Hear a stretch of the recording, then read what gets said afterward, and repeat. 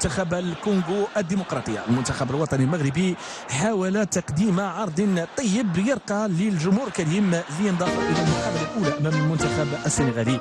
المنتخبان معا قدما عرضا طيبا، لكن المنتخب الوطني المغربي أكد على مدى هيمنته على تفاصيل هذه المنافسة. هنا كان الدخول الرسمي للمنتخبين وأيضا السلام الوطني. بعد ذلك كان هنالك تركيز من جانب العناصر الوطنية لتحقيق نتيجة إيجابية وأيضا مردود جيد. قاد هذه المقابلة الحكم أو تريو السنغالي سانيغي عليون بمساعدة سيني الشيخ وأيضا نقوم أمادو، وكنتابعوا هذه العملية الهجومية من الجهة اليسرى في محاولة للاختراق من جانب اللاعب الودادي كازادي، ولكن كانت هنالك التغطية من جانب الدفاع. مرة أخرى المنتخب الوطني المغربي ومن خلال ركنية أشرف حكيمي كان بإمكانه أنه يباغت الحارس في الكرة الماضية في الوقت اللي أيمن برقوق هو الآخر كانت عنده وجهة واحدة هي إقلاق راحة الحارس كياسون بوا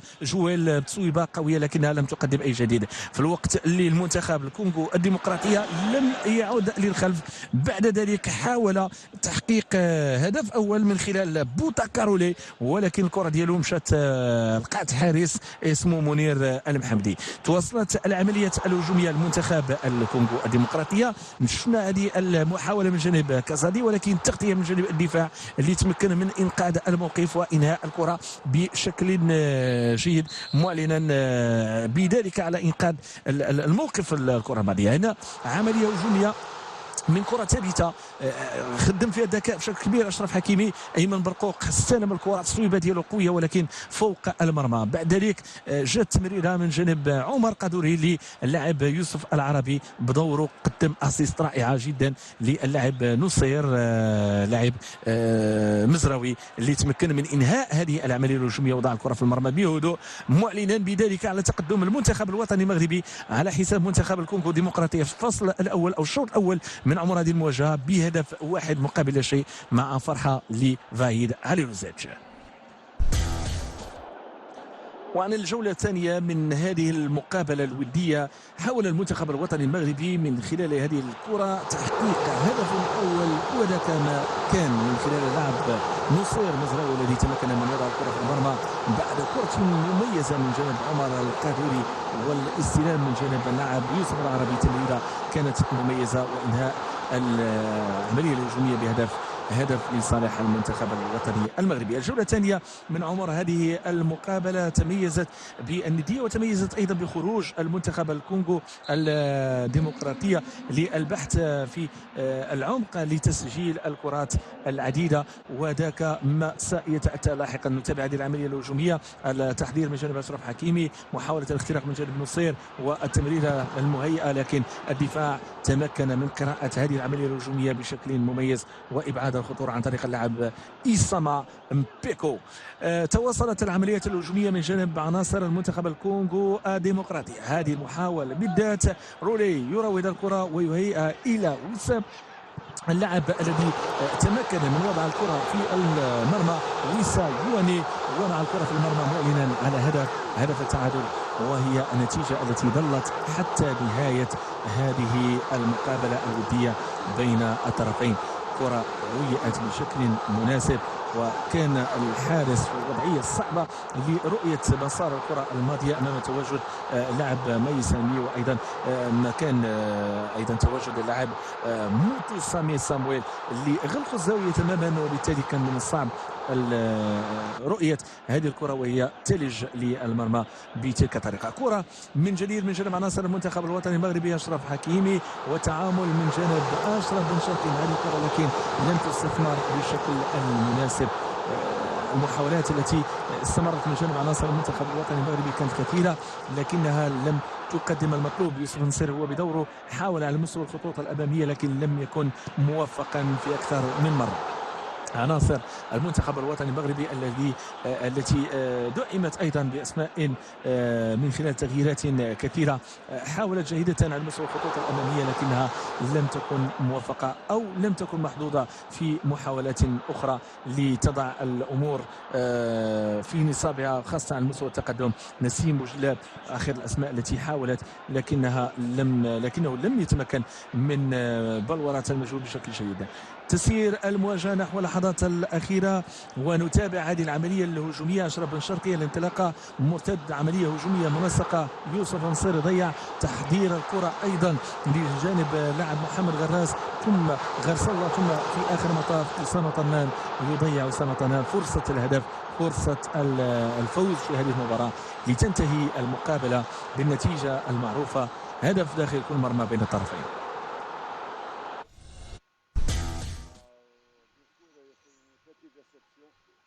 J'ai demandé victoire, mais on n'a pas répété le même jeu qu'on a pratiqué, surtout le même jeu qu'on a pratiqué contre Sénégal. Bah, il y a un petit peu de fatigue. Vous savez, pas mal de garçons, ils n'ont pas encore prêt physiquement. Après, j'ai fait quelques changements pour donner occasion pour jouer certains joueurs. Bah, c'est un petit peu de déception. On a beaucoup parlé, travaillé un petit peu. Après ce match nul, même on aurait pu gagner largement. C'est quand même une déception. Bah, ils peuvent beaucoup plus. Je dis, pas mal de joueurs, ils n'ont pas encore top physiquement. Quelques garçons, ils ont quelques kilos de plus comme ça. Et j'espère pour le moment, en novembre, certains garçons, ils ont de meilleures formes, surtout physiquement.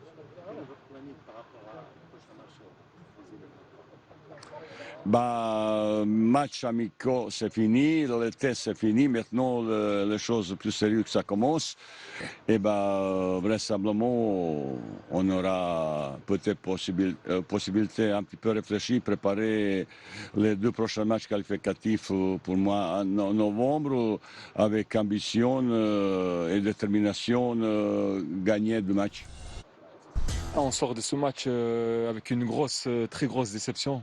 On voulait vraiment gagner ce soir, confirmer le match du Sénégal. Je pense qu'on avait bien entamé le match, mais on a fait beaucoup d'erreurs de passes, beaucoup de pertes de balles. Et après, on a été mis en difficulté par l'équipe du Congo. Il faut continuer à travailler.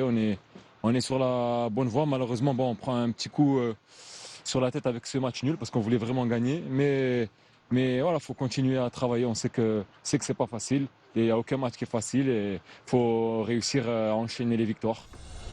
الحمد لله كان مزيان روكي جوج مرات يدخل المنتخب والحمد لله كان عندي شي اكسيون فين نقدر ندير لاباس التالي احسن باش يكون بحال ناصيري ولا راك قدام الجول، ولكن خير ان شاء الله. الاولى مره الحمد لله عجب لي هنا بزاف، وان شاء الله مره اخرى نغلبوا كلشي الماتشات اللي غنلعبوهم.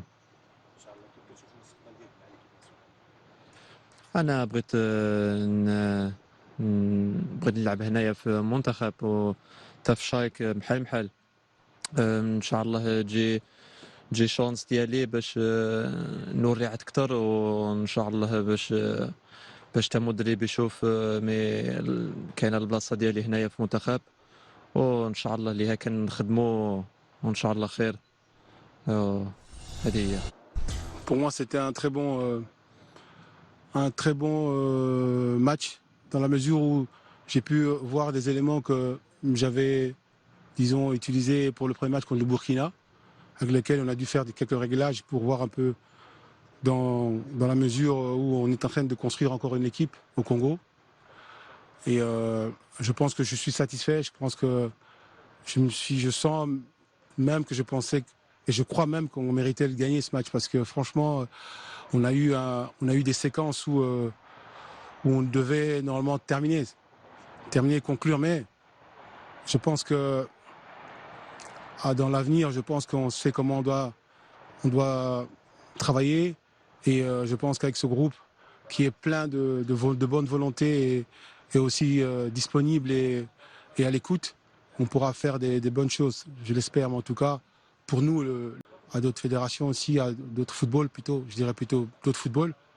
Et pour moi, je suis fier de mes garçons aujourd'hui parce qu'ils ont montré que ce qu'ils valaient. Et je suis vraiment très content d'eux. Vraiment très content d'eux. Bon, le score, c'est toujours on mérite, mais on n'a toujours pas de victoire pour le moment. Mais je pense que ça va venir.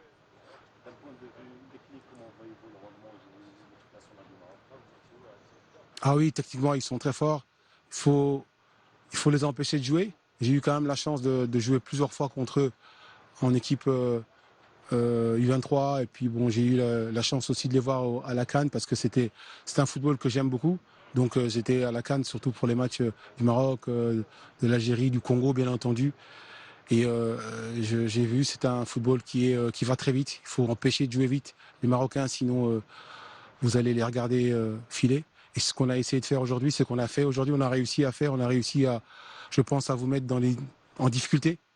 On a réussi à enlever votre beau jeu pour, disons, imprégner donc un positionnement intelligent et utiliser donc les transitions. Je pense qu'on a fait un bon match au niveau tactique et malheureusement, il manquait un but. Je t'en prie. Ouais, on était déterminés parce que c'est le match de préparation, parce qu'on est en train de préparer les matchs du mois de novembre contre l'Angola. Mais on a livré des matchs. Le premier match, on avait perdu contre le Sénégal, Burkina Faso. Mais on avait vu des failles, on avait corrigé. Mais aujourd'hui, on s'est retrouvé avec l'équipe nationale marocaine. Donc, il y a trop de joueurs de qualité là-bas. Nous, on a mis tout en place. C'est pour ça qu'on a fait cet score. Mais on voulait plus gagner les matchs, mais c'est dommage. Vous avez un match décisif ce week-end contre l'Ali. Est-ce que c'est un but de Casablanca que vous avez sur le match? Ali, c'est un adversaire de taille. Donc, nous, on va être serein. On va être déterminé, on va s'entraîner, on va mettre tout en place. Donc je sais qu'avec mes coéquipiers, avec les staffs techniques, pousser aussi à notre République, donc on va faire les nécessaires, les mieux possible pour remporter ces matchs.